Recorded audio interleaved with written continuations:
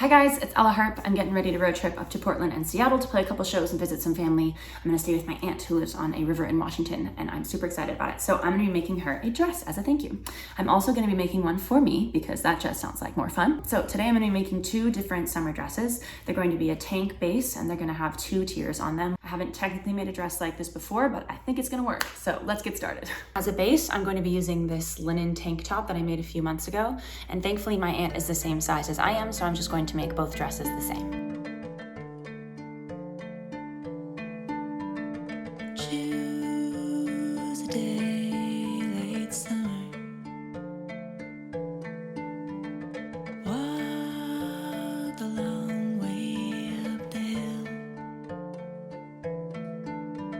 Speak the words, late summer.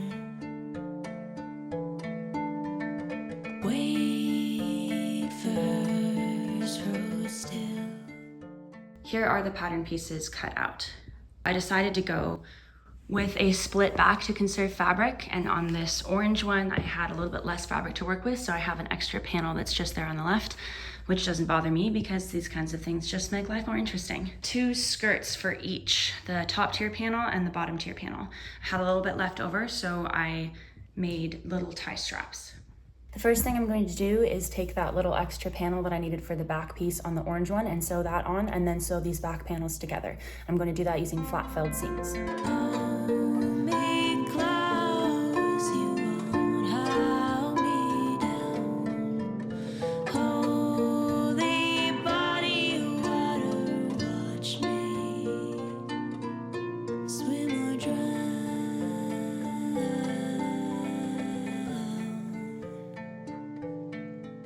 Both of the back panels are sewn together, including the little extra panel on the orange one, and I'm using this same orange thread for both of them to make my life easier. Next, I'm going to gather the skirt panels and attach them to the front and back panels. I gather my skirts, pulling out a long excess of thread, long enough to gather the piece that I'm trying to sew, and then putting my machine on a wide zigzag, then holding this thread between the presser foot, and then sewing so that the zigzag stitch goes over it, and at the end you can just pull this thread to tighten.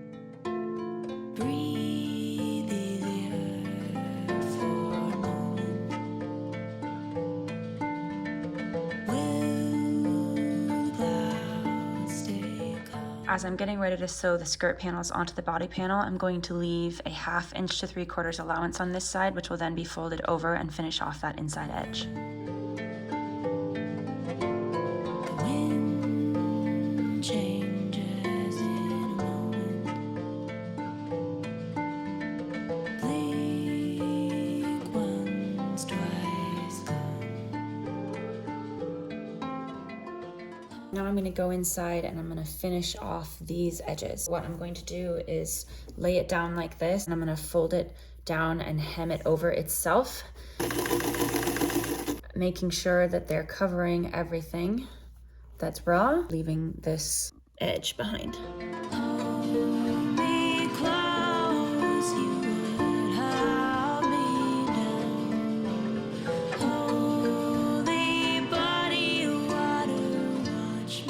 With these edges sealed now, I'm going to turn the dress right side out.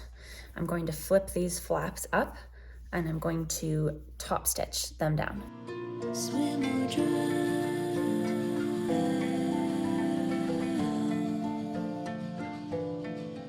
With the skirts attached, I have 2 blobby almost dresses, so I'm going to hem the neckline and the sides on each one of these panels independently, and then I'm going to sew them all together afterwards. For the neckline and underarms, I'm just folding this over and doing a regular hem. I hem to the outside because I always personally find that it lays flattest for me that way.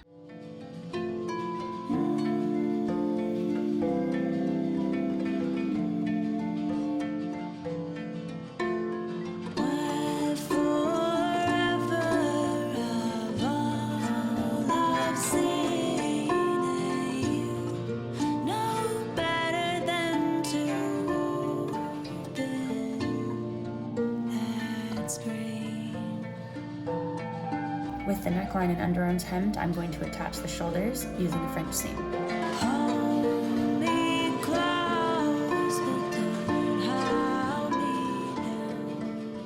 Straps are sewn down, and this is what we've got at the moment. I've gone ahead and pinned the bottom edge here. Now I'm going to hem these bottoms and start the French seams on the sides. Holy body of water, watch me. And hold me close, you won't hold me down. Holy body of water, watch me. Swim or drown.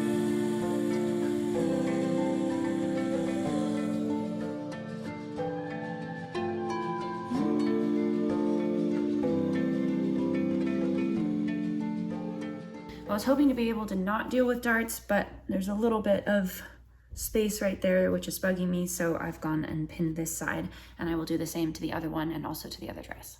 Whenever I sew darts, I like to start up here so that it's held down in the corner.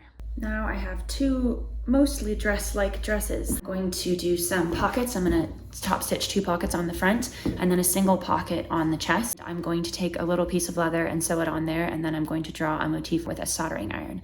My aunt works with plants. She grows flowers and dries them and presses them and puts them in glass for jewelry and sayings and things like that. So I think I'm gonna put a little daisy on there. I've cut some fabric scraps up into pockets, sewing these little leather patches on. Orange dress has the pockets pinned. The 2 scrap bits that I had were a slightly different variant of burnt orange. So I've just kind of pieced them together. I've used this lighter color up here and this darker color down for these pockets, and I think it works fine. Pockets are pinned on the green one as well. So I'm going to top stitch these down on both dresses and then get them into the washer and dryer. Swim or drown.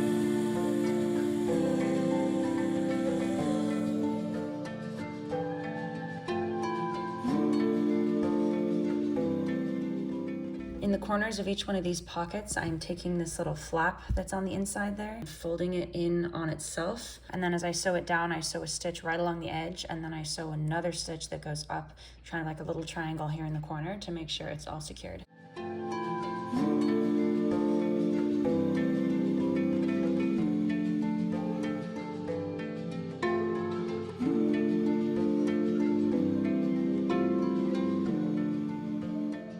For the tie straps, I've taken thin strips of fabric and folded them over, and then at the end here, I'm just going to tuck this raw edge in and then sew over it so everything's cleaned up. Both dresses have the straps attached, the pockets have been sewn on, and they are ready for me to draw on the daisy.